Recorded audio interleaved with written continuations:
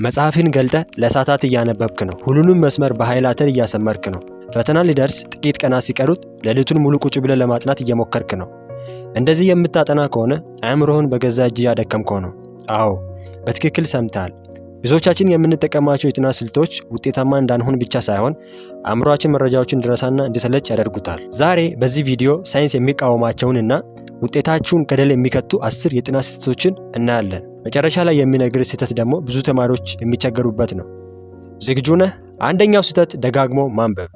ብዙዎቻችን የምናደርገው ትልቁ ስህተት ይሄ ነው። አንድ ምዕራፍ ደጋግመን እናነባለን። ለሁለተኛ ጊዜ ስናነበው እረ ይሄን አውቀዋለሁ የሚል ስሜት ይሰጠናል። ግን እውነታው ምን እንደሆነ ታውቃላችሁ?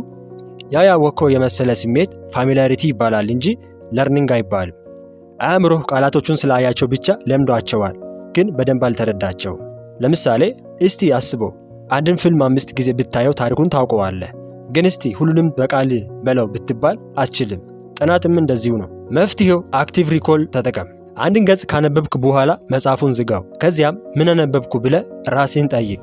መልሱን በቃል ለመናገር ሞክር። አእምሮህ መረጃውን ፈልጎ ለማውጣት ሲጨነቅ ነው እውነተኛው ትምህርት የሚከናወነው። ሁለተኛው ስህተት ሁሉንም ነገር ማቅለም ወይም ማስመር። ደብተራቸውን ወይም መጽሐፋቸውን ልክ እንደ ቀለም መጽሐፍ ሙሉ በሙሉ አረንጓዴና ቢጫ የሚያደርጉ ተማሪዎች አሉ። ይሄም አስፈላጊ ነው ያም አስፈላጊ ነው እያልክ ሁሉንም ካሰመርክ ምንም አላስፈላጊ ነገር የለም ማለት ነው። ሳይንቲስቶች እንደሚሉት ሃይላይት ማድረግ አእምሮህን ሰነፍ ያደርገዋል። በኋላ እመለስበታለሁ የሚል የውሸት ተስፋ ስለሚሰጥህ አእምሮ በዚያ ቅጽበት መረጃውን ለማስቀመጥ አይሞክርም።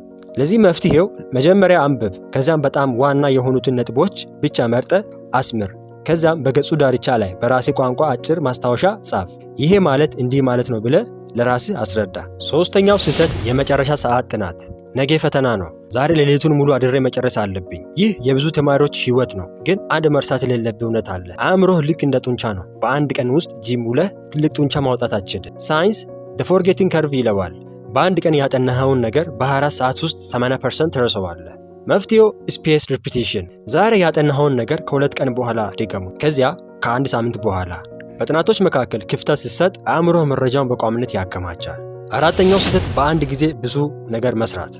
በአንድ በኩል ሙዚቃ እየሰማህ በሌላ በኩል ቴሌግራም ላይ ሜሴጅ እየመለስክ መሃል ላይ ደግሞ ሂሳብ ለመስራት ትሞክራለህ።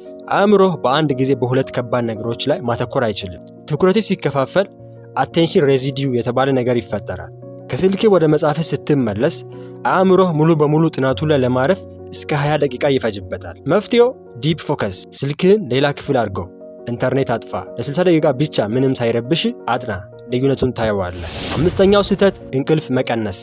ብዙዎች እንቅልፍ ለሰነፎች ነው ይላሉ፣ ግን ሳይንሱ የሚለው ሌላ ነው። አንተ ስትተኛ አእምሮ ስራ አይፈታም። ቀን ያጠናኸውን መረጃ ሴፍ እያደረገ ወደ ቋሚ መዝገብ ቤት ያስገባዋል። ካልተኛ መረጃ ጊዜያዊ ሆኖ ይቀራል። ጠዋት ፈተና ላይ ስትቀመጥ ጭልም ይልብሃል። ስለዚህ ቢያንስ ከ7 እስከ 9 ሰዓት ተኛ። እንቅልፍ የጥናትህ አካል እንጂ የጥናትህ ጠላት አይደለም። ስድስተኛው ስህተት ዝም ብሎ መመልከት። ዩቲዩብ ላይ የትምህርት ቪዲዮዎችን ለሰዓታት ማየት ውጤታማ ጥናት ይመስልሃል? ቪዲዮውን ስታየው መምህሩ ሲያብራራ ሁሉንም የተረዳኸው ይመስልሃል፣ ግን እጅህን አላንቀሳቀስክም። አእምሮህ በራሱ አልሰራም። መፍትሄው ቪዲዮውን አቁምና መምህሩ የሰራውን ጥያቄ አንተ በራስህ ለመስራት ሞክር። ካልቻልክ ተመለስና እየው። እጅ ካልሰራ አእምሮህ አይመዘግብም። ሰባተኛው ስህተት ያለ እረፍት ለረጅም ሰዓት ማጥናት። ብዙዎች ማጥናት ማለት መጽሐፍ ላይ መዋል ነው ብለው ያስባሉ። ለ4 እና ለ5 ሰዓት ተከታታይ መቀመጥ አእምሮህን ያደክመዋል። አእምሮህ ልክ እንደ ስልክ ባትሪ ነው። ቻርጅ ካላደረግከው መረጃውን የመያዝ አቅሙ ይቀንሳል። ይህ የደከመ አእምሮ ወይም ኮግኒቲቭ ፋቲግ ይባላል። ከ2 ሰዓት በኋላ የምታነበው ነገር ሁሉ ወደ አእምሮህ አይገባም። ዝም ብሎ አይንህ ወረቀቱን ያያል እንጂ አንተ እዚያ የለህም። መፍትሄው የፖሞዶሮ ስልትን መጠቀም ነው። 25 ደቂቃ በጥልቀት አጥና፣ ከዚያም ለ5 ደቂቃ እረፍት ውሰድ። ይህ 5 ደቂቃ አስማታዊ ነው። በእረፍት ሰዓት ስልክ አትነካካ። ይልቅ ተነስተ ተንቀሳቀስ፣ ትንሽ ውሃ ጠጣ፣ ወይም ከመስኮት ውጭ ያለውን አረንጓዴ ተፈጥሮ እይ።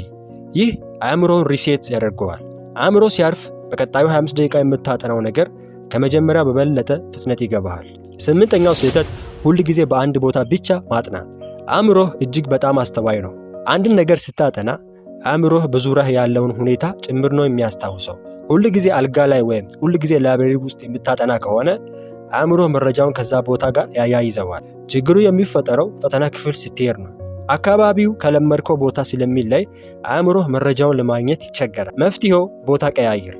ዛሬ ላይብረሪ ከሆንክ ነገ በቤተሰብ ሳሎን፣ ከነገ ወዲያ ደግሞ በለብዘታ ድምፅ በሚታጀብ ካፌ ውስጥ አጥና። አካባቢን ስትቀያይር አእምሮ መረጃውን ከቦታው ነጥሎ በራሱ እንዲያስታውሰው ታስገድደዋለህ። ይህም የአእምሮ ተለዋዋጭነትን ይጨምራል። 9ኛው ፈተናዎችን አለመለማመድ።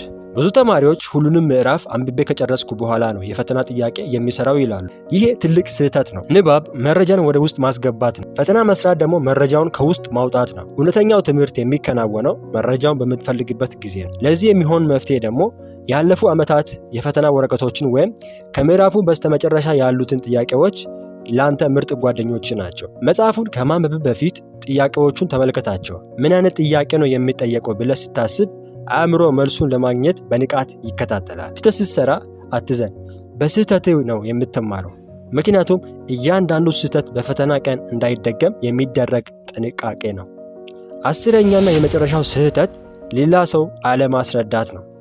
የጥናት መጨረሻ ለራስህ ማብራራት ነው። አንድን ርዕስ አውቀዋለሁ ብለህ ታስባለህ፣ ግን ለአንድ ሰው ለማስረዳት ስትሞክር ቃላት ያጥሩሃል። ያ ማለት አሁንም ድረስ ርዕሱ አልገባህም ማለት ነው። አልበርት አንስታይን እንዳለው ለአንድ ለ6 ዓመት ልጅ ማስረዳት ካልቻልክ አንተም አልተረዳውም ማለት ነው። መፍትሄው የፌማን ቴክኒክ መጠቀም ነው። የተማርከውን ነገር መጽሐፍ ሳታይ ለጓደኞች አስረዳ፣ ወይም ባዶ ወንበር አቁምና ለአንተ እንደምታስተምር መምህር ሆድህ ውስጥ ያለውን አውጣ።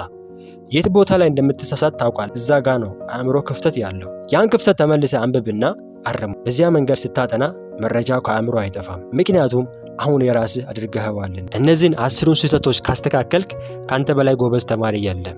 ይህ ቪዲዮ ጠቃሚ ሆኖ ካገኘኸው ለጓደኞች ሼር አድርገው። የትኛው ስህተት ነው አንተን አብዝቶ የሚረብሽ? ኮመንት ላይ ጻፍ። እንደዚህ አይነት አእምሮህን የሚያሳድጉ ቪዲዮዎች እንዲደርሷችሁ ቻናሉን ሳብስክራይብ አድርግ። ቪዲዮንም ላይክ በማድረግ ቤተሰብ ሁኑ። ብልህ ሁን፣ በብልሃት አጥና።